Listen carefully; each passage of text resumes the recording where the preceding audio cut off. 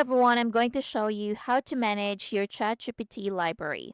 So to manage your ChatGPT library effectively, follow these steps. So go ahead and open chatgpt.com.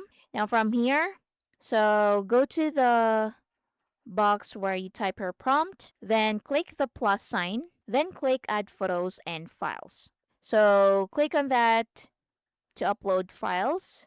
So you can upload documents, spreadsheets, presentations, and images to your library. Now to access the files, open the library from the left-hand sidebar.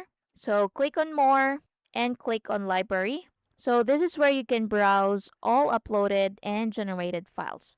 So you can click on it to view them, just like so.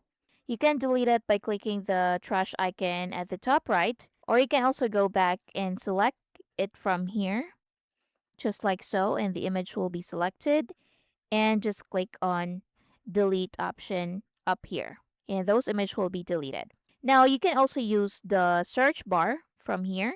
So click the search bar. So use the search bar to find specific files or filter by type.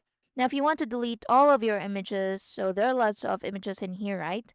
So hover over name, and if you see the box here, just click on it and all of the images will be deleted.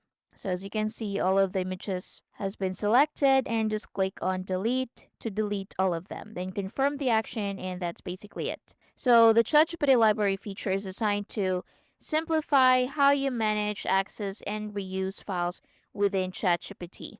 So providing a centralized location for all your shared content. And that's it. If you found this helpful, please like and subscribe. Thank you for watching.